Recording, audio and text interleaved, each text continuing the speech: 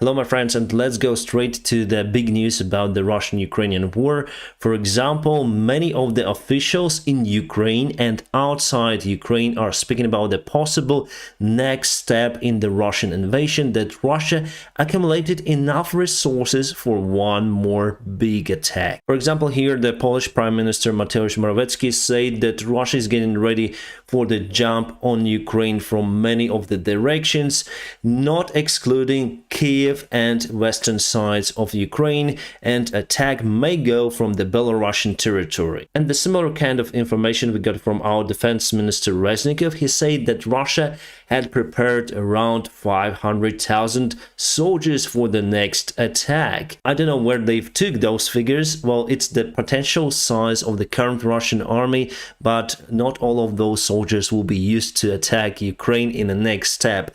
And I believe that Putin may start the second step in Ukrainian invasion. He may go on Kiev, but that move is absolutely suicide mission. Russia doesn't have enough resources. They don't have 500,000 soldiers in their army right now for that attack. But I would agree that they need to consolidate their forces and try to attack Ukraine once again.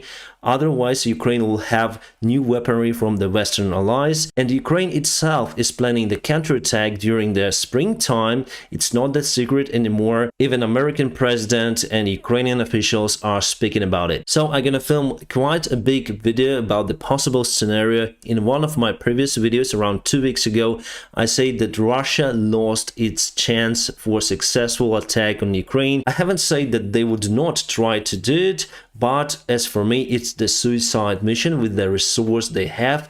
And yes, in the future, obviously, I'll film a big video about the next step of the Russian invasion of Ukraine and how Ukraine will drive Russians away from its territory. Not this year, but probably the next one. I posted this video on my Telegram channel. By the way, my friends, subscribe for me over there as well. The link is in the video description.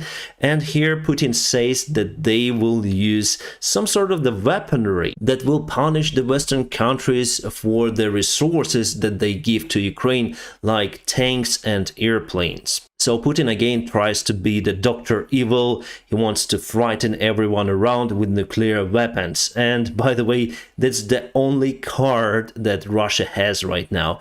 It has almost no regular army. What can I say? It's his usual rhetoric. So once in 3 or 2 months, he says the same speech again and again. Volodya, no one believes you anymore. And we have some sort of the information about the Russian nuclear program, and in my future videos I'll also tell you about it. If Putin is aware of the current situation with his nuclear weapons and people responsible for the launches, he would be scared. And actually he really is. There's the article of Financial Times with the interview with the Ukrainian military pilot who says that situation in Ukrainian air forces is getting worse each day. We're losing the pilots, airplanes and ammunition, so we need Western-made aviation, fighter jets like F-16s or F-18s, with Western-made ammunitions to fight against Russia.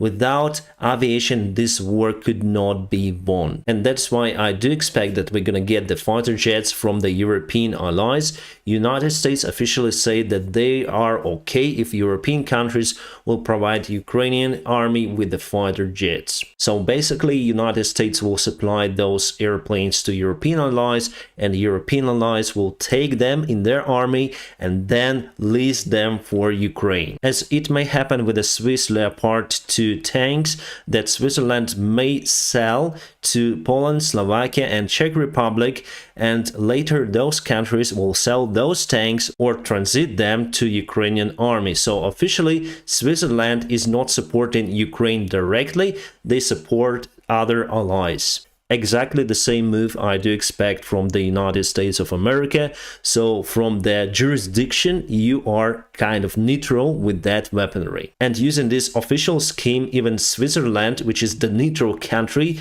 may compensate the tanks for the allies. And here, if we speak about this particular picture, this is the Leopard 2 A4 early modification. I already know about it because it has some sort of the panels on the sides, and later A4 modification has the armor all across the sides, and it's more thinner compared to this one. So it's pretty much the old variant, but still we do not care. It's the better thing compared to the Russian T-72 tanks. Some say that T-90 is better than this one.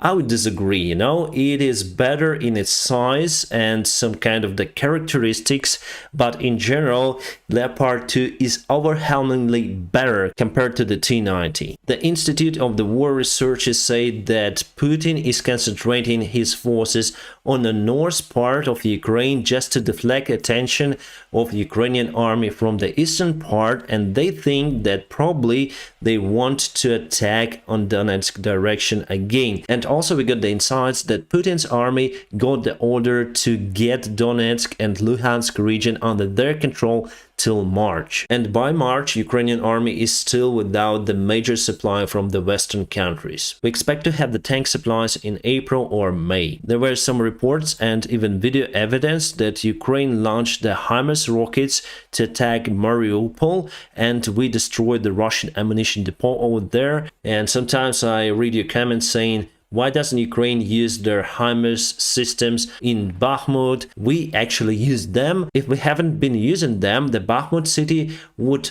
fall already. Right, about the Patriot systems, we're gonna get our crew ready in 5 weeks. Also, Italy promised to deliver their SAM-STI air defense systems by the late spring. Also today, Ukrainian Defense Minister Reznikov said that Ukraine will not fire to the Russian territory with the long-range missiles that we're gonna get from our western allies. And we know that Crimea is the Ukrainian territory as well as Donbass, so we don't necessarily need to use the rockets against the Russian territory. We just need to destroy the Russian bases on the occupied territories. There is the new project of Antonov 225 Mriya airplane that will be available on the flight simulator, and as it was reported, the full funds from the project will go on the restoration of the real airplane that was significantly damaged after the Russian attack on 27th of February in Gostomel airport. Still, I have my personal opinion about that. We need to collect the funds not to rebuild this fantastic airplane just right now. We need to collect the funds to restore Ukrainian villages and towns. That will happen after Ukraine wins this war. This airplane is the symbol of Ukraine, and I would like to see it flies again, but we have more necessary needs right now to collect the funds for. And honestly, I'm not trusting Antonov Airlines after what they've done before the war. They had the opportunity to evacuate those airplanes. Luckily, they had the management change, and maybe the new management is superb, who knows, but still, I wouldn't be in that hurry to collect the funds for that airplane. Maybe I'm wrong, it's up to you to decide. The talks about the French Leclerc tanks continue. The president of France, Emmanuel Macron, said to the defense ministry to look for the opportunity to send those tanks to Ukrainian army. It doesn't mean that France will supply Ukraine with those, I think, the best tanks in the world, but the talks are continued, which is obviously a good sign. Also, France was the first country to supply Ukraine with so-called tanks on the wheels, AMX 10, which are very maneuverable but in lack of the firepower and the armor. And this is really, I think, the best tank out there. Probably K2, the South Korean one, is similar to this. But still, I think Leclerc is better. Great news for Ukraine, and I think for America as well, because the large part of the help that the United States provide to Ukraine will go not from the taxpayers in America, but from the Russian oligarchs who got their savings in American banks. Because according to Manhattan Court resolution, $5.4 billion will be confiscated from the Russian oligarchs and sent to Ukraine. So it's the first deal like that. I don't know why do we have the Biden's face over here, why not the judge who gave this resolution, and it's saving lots of the money for United States themselves and also gives lots of the funds to Ukraine. Great. Russia started to use the extra armor plates on their T-72B3, which is not far away from the T-90. This is clearly the sign of the weak stock armor on the standard T-72 or T-72B3 tanks. And what do they use for the extra armor? I'm out of clue, but this is the layered metal with the thickness not more than 30 millimeters. Penetratable by javelins or any kind of cumulative shells. This armor is called Contact 5 that has explosives inside, but some of those tanks were captured by Ukrainian army and we found out that there was no explosives inside. And all of the tanks that the Ukrainian army will get from the Western allies are able to penetrate this armor even with explosives inside. Especially if we speak about the Abrams tanks, they have the most powerful shells from all of the tanks. Here is kind of interesting video. I was able to find it on the Russian publics somehow. So this is the Ukrainian drone. It is the kamikaze one, and here on the ground you can see the BMP-3. It's the most advanced infantry vehicle that Russian army has. And the drone just flies towards it, and that's the last shot that the drone has. You may understand what happened to that vehicle, and the Ukrainian army continued to use many types of the drones, including FPV kamikaze drones. Right now, let's review the front lines, and the hotspot is Bakhmut so far, my friends.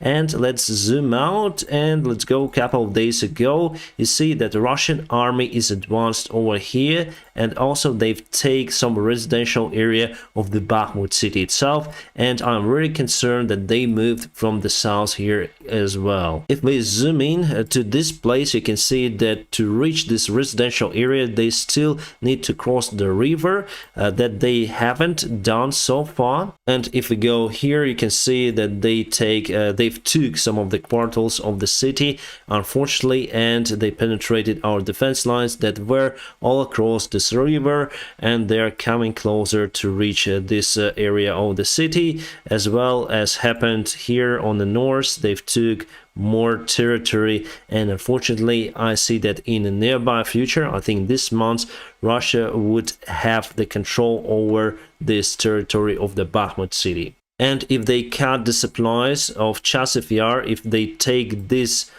part under their control, my friends, it's better for Ukrainian army to leave the Bakhmut city just to save people's lives. I haven't been thinking about this before, but really Bakhmut is a very vulnerable city if you speak about the supplies. There are just a couple of roads remaining. One goes from Chasiv Yar. This one is already cut by the Russian artillery. They're very close to it, so it's unusable for Ukrainian supplies. So basically one road is remaining, which is not okay. If Russia cuts it, in the future there will be no battle for Bakhmut. It's better to leave that place.